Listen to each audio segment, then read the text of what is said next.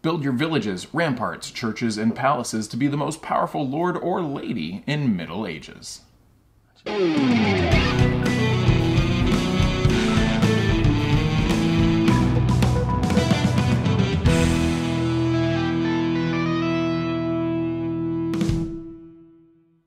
Hello and welcome to Tantrum House Studio 808. I'm Journeyman Dan. And I'm Psychic Larry, and today we are doing a review of Middle Ages by Studio H. It's a 2 to 5 player tableau building tile selection game that takes about 30 to 45 minutes by Marc Andre. But before we get into this game, how about you give us a thumbs up and a comment and subscribe to our channel so that we can keep on putting out more content like this for you all. But back to the game. Let's dive in and take a look. The game takes place over 16 rounds, with a round being one row of tiles. Every 4 rounds, you'll complete a face-up event card that may give you more money or possibly destroy certain tiles from your board. Once you complete the 16th round and final event, add up your coins and whoever has the most wins the game. Be careful though, because you lose 10 coins for every type of tile not in your fiefdom. That's the general overview of the game, but obviously you want more than that, so let's jump in and take a look at more of the details to the game. Tiles are laid out in numerical ascending order within each row. On your turn, you'll move your lord to the next row and choose whichever tile you want to take. Keep in mind that turn order goes from left to right on each row. You might want that valuable palace, but it will mean you'll have last pick in the next round. Place the tile you moved from into your fiefdom and activate the effect. For example, the field gives you gold for each farmer you have in your fiefdom. You then get coins for each tile of that type in your board. Other tiles include the rampart, which lets you reserve any tile in a future round. The barracks attack your opponents if you have more barracks than the others have ramparts. Destroy their leftmost tile and steal 2 coins from them as well. The church lets you put an extra coin token under an estate type, giving you more coins whenever you play that type of tile. Other estates give you more coins, rebuild destroyed tiles, or let you add more estate symbols in more locations, helping you get more money. So that's a quick overview of the game. What did you think of the gameplay? I really enjoyed it. I like the tension of, do I take the better tile but sacrifice my turn order to get that tile? Or do I go for something that's maybe not as powerful, but that lets me go for that? You know, I really want that rampart next round, so I'm going to go for that. I like that tension and that choice that I have to make. I agree. It made for some interesting strategic choices throughout the game.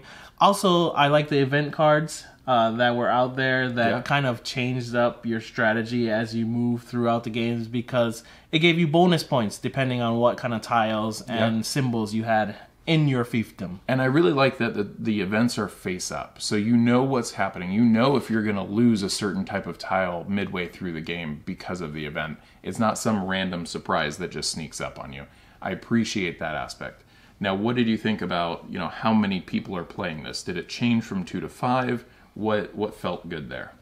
I think it definitely played different with different player counts. The lower player counts are a little less, I guess, interactive, or some of the tiles are more punitive, I guess, but they were less so in the lower player counts. Right. When it was higher, it was a little bit more penalizing to some other players. It's more chaotic, I feel like, because when you have 5 players, somebody will most likely be taking those barracks.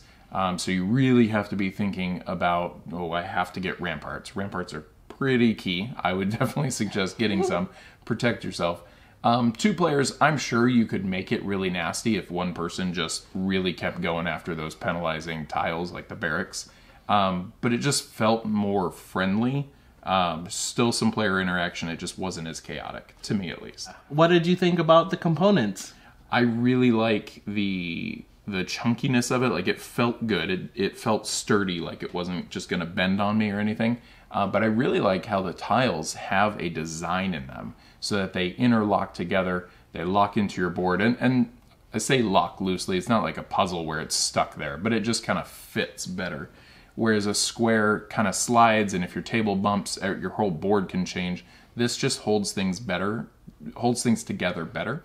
Yeah, the coins were thicker cardboard material. The player tokens were chunky little wooden tokens that they painted. Nice screen printing on them. Yeah, it was super nice. And I agree with you with the tiles. They're not squares. They're kind of different shapes that kind of just interlock together and kind of keep you from putting tiles in the wrong place as well. I think that was a really nice design choice there. Now, with a game like this, what's replayability for you? I think it has a little bit of replayability. Obviously, the stacking of the tiles and the drawing of the tiles is going to be random. So that gives you a little bit of replayability. Obviously, there's a few of the events that you can add in that will be different. But other than that, it's basically the same things going on. So not a huge different gameplay. Right. But now, that being said, I really enjoy that aspect. It is very replayable for me, even though, sure, I acknowledge the fact that at the core, you're kind of doing the same thing over and over again. This, I feel like you're going to look for different strategies. You're going to want to explore different ways to try and play. And then just playing with different people. You don't know how what tile they're going to prioritize and how all that's going to come out. So good replayability for me personally. I've really enjoyed pulling this out with lots of different people, but I can definitely understand. Yeah, it's kind of the same thing over and over again. So we talked a little bit about replayability. Are there any cons that you would throw out there? Trying to think. I don't think there are any major cons that I can think of for this game. It is a little bit lighter, so if you're into more heavy games, you may not appreciate the lightness of it. At a higher count, a player count, some of the tiles can get a little bit more kind of punitive, like I said, and it can like knock somebody out of the game. There's not a whole lot of kind of catch-up mechanic in this game for you if you get down really bad, because you're just losing tiles over and over and paying money, and your fiefdom is just going downhill. We played around with 5 players. One of those really good Gen Con 3 in the morning type rounds where everyone's starting to lose it a little bit. But this one lady playing with us just got hit over and over. Like, Larry was stealing money with the mills. I was destroying things with barracks. Someone else was destroying things with barracks. And she got to a point where she's like, what am I doing? Like, my board's just wiped out. Now, and that for me is one of my cons, the chaotic nature of a 5-player game. Really probably depends on who you're playing with. I wouldn't want to do it all the time, but it is fun when you do it now and then. I really just think the sweet spot for me is probably like 3 players with this, because there's still player interaction, but I don't feel like somebody's getting crushed as you play the game. And I will also say, I don't know if this is just me making bad choices or if it's the nature of a 5-player game. And in hindsight, maybe I could go back and make some better choices to mitigate some of those dangers. Like I said, ramparts are key. Go for ramparts. To be fair, this was like our first, second, third time playing at Gen Con, so we were still learning the game, and I just happened to fall upon the one strategy that it worked well. Worked. Yeah. I had stacks of money. Stacks and stacks. And I think that's another question, might fall into con category for me. The mills seem very strong because you're getting so much money and you're stealing money from your opponents. I don't know if that's like the best strategy. Oh yeah. I would just need to play it a little bit more. But definitely I like that you have multiple paths to go forward there. Overall, what do you think? Overall, I like the game. I think it was super fun. It plays in about 30 to 45 minutes. I think when we actually taught it and played it, it was still about an hour. Yeah. So super short, quick game. It's easy to learn. We taught it a bunch of times, and people pick it up really quickly once you learn the different symbols. So I like that about it. Definitely a game that is good for, like I said, lighter gameplay, and maybe for some people that you're trying to get into the board gaming absolutely. hobby. I would totally agree with everything Larry just said.